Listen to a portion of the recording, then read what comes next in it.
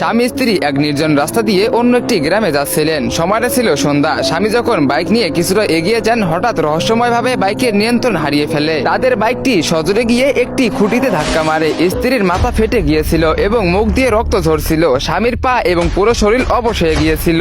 এভাবেই কিছুক্ষণ যাওয়ার পর স্বামী কোনো মতে উঠে দাঁড়ান এবং স্ত্রীকে কোলে তুলে নিয়ে কাছের একটি হাসপাতালের দিকে ছুটতে থাকেন। স্বামী শেষ পর্যন্ত হাসপাতালে পৌঁছাতে সক্ষম হন। সেখানে এক ডাক্তার তাদের দেখতে পান এবং রোগী দেখে ডাক্তার খুব খুশি হন। স্বামী তার স্ত্রীকে হাসপাতালের ভিতরে নিয়ে যান। ডাক্তার দুজনকে বেডে শুয়ে চিকিৎসার প্রস্তুতি নিতে থাকেন। কিন্তু হঠাৎ করেই ডাক্তার বিকট শব্দে হাসতে শুরু করেন। তার ব্যবহার মোটেও স্বাভাবিক ছিল না। পলক ফেলতেই তার চেহারা একটি শয়তানের রূপ নেয়। তখনই সে একটি ধারালো চাকু বের করে ফেলে এবং স্বামী স্ত্রীকে কুপিয়ে তাদের 6 টুকরো করে ফেলে। পরের দিন সকালে হাসপাতালের আসল ডাক্তার রাইস্টার সেখানে আসেন। তিনি সঙ্গে একজন নতুন নার্সকেও নিয়ে এসেছিলেন। দুজনে ভিতরে ঢুকে বেডের উপরে পড়ে থাকা লাশের টুকরো দেখে স্তম্ভিত হয়ে যান। এসব দেখে নতুন নার্স ভয়ে বাইরে দৌড়ে পালাতে শুরু করেন। রাইস্টার তাকে থামান। নার্স থেমে যান। রাইস্টার তাকে জিজ্ঞেস করেন, আরে তুমি পালাচ্ছ কেন? আজ তো তোমার প্রথম দিন। নার্স কাঁপতে কাঁপতে বলেন, ভিতরে সব কিসের টুকরো ছিল? আমি এমনিতেই রক্ত দেখলে ভয় পাই, তার উপরে আবার এগুলো ছিল মানুষের টুকরো। আমার তো এখনই বমি হয়ে যাবে।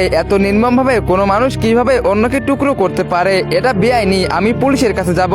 তো গাইস, এরপর কি হয়েছিল? সে কি আসলেই ডাক্তার ছিল নাকি অন্য কিছু ছিল? তোমরা সেটা দেখতে পারবে পার্ট 2 তে। পার্ট 2 দেখতে চাইলে ভিডিওতে লাইক করে চ্যানেলটাকে সাবস্ক্রাইব করে দাও। টিকটক ফেসবুক থেকে দেখে থাকলে ফলো করে দাও। আর অবশ্যই কমেন্ট বক্সে পার্ট 2 লেখো।